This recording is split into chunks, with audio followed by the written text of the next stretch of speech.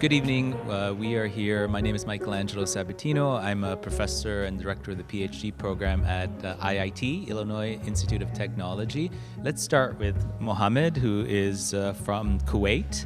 Mohammed, what makes Riverside special?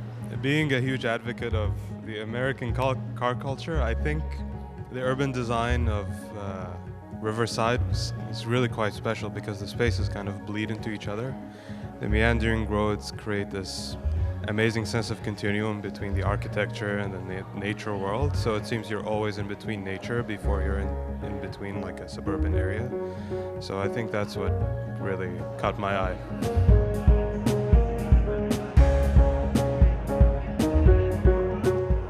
Well, the Riverside Historical Museum owns thousands of photographs, historical photographs of Riverside.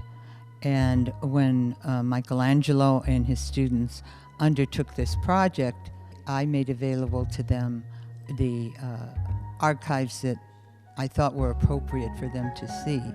And there were quite a lot of them. And then they decided what was actually going to be on. Michelangelo came up with this theme where we would divide it into the letters of Riverside, so that each panel represents a letter that then represents some aspect of life in Riverside. And I think they did a beautiful job of it.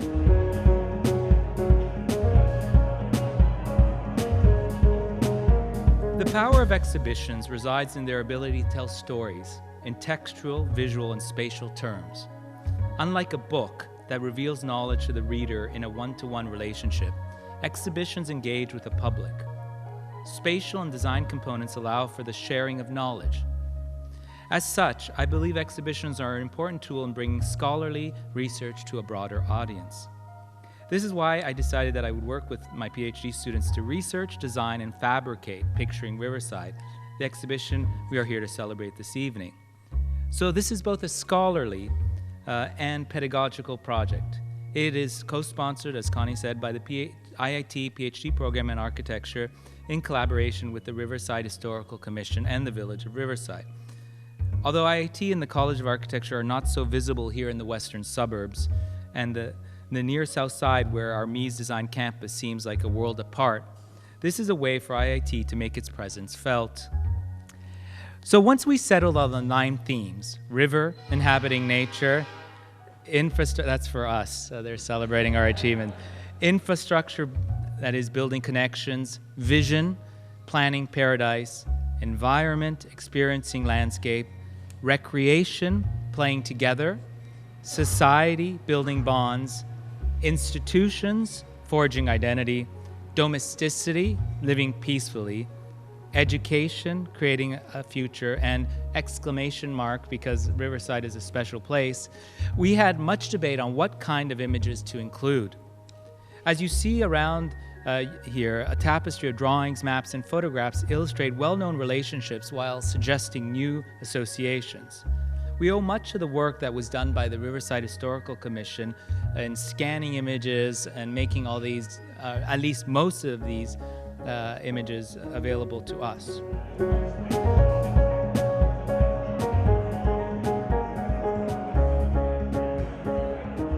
So the first panel of the thematic panels is focused on river, and the subtitle is Inhabiting Nature. And so what we did was to identify images that spoke to the role that the river has played, both before Riverside was planned and developed and during. So for example, we took an image of the brewery that was along the Des Plaines River that predates the design of Riverside, or we took, for example, out of the 1871 improvement pamphlet, a view from the riverbanks of people enjoying the natural environment. So there was a number of choices that we made to sort of create a collage of different types of images, maps, drawings, sketches,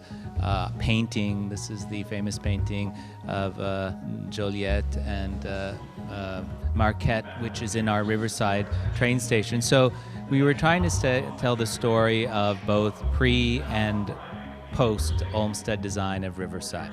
And the last panel is an exclamation mark because we believe Riverside deserves a special symbol of its character. This is the panel that sort of gathers, it's explaining Riverside, and essentially we sort of trace the history behind why or the context that led the landmarking. Of course, the Historic Preservation Act of 1966, and then Riverside was designated a landscape architecture district in 1970.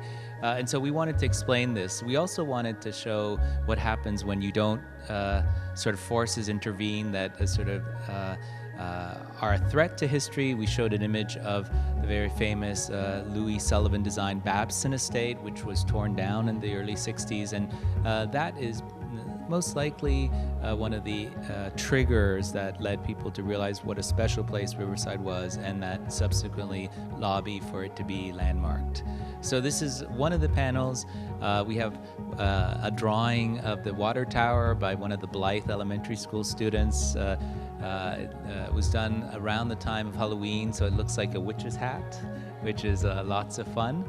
And then we have the original interior of the Riverside Historical Museum on the very top. So it gathers a number of different images. If we move, on the other hand, to the panel of E that corresponds to education, creating a future, what we've done is we've selected photographs that and drawings that correspond to significant places of Riverside in which education of all sorts happens. We picked, of course, Central School at the top, the library, Blythe Elementary School, the original schoolhouse, and the Coonley Playhouse, which made Riverside avant-garde destination for a certain kind of Dewey-inspired education.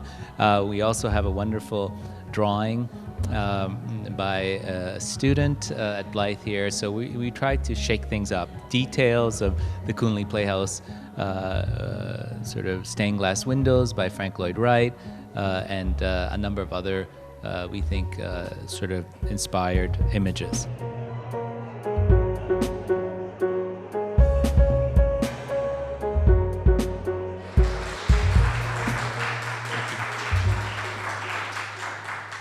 Thank you, Connie. And Connie is, of course, being modest. She was a major force behind the work you see here tonight, along with Michelangelo, his students.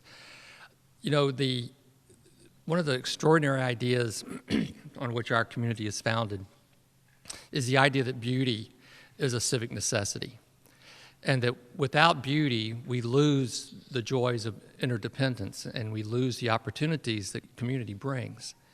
And the images you see on the walls here tonight are just snapshots of the early chapters of that experiment, the attempt to make that ideal a reality. And what's important for all of us is to remember that we're part of that ongoing experiment.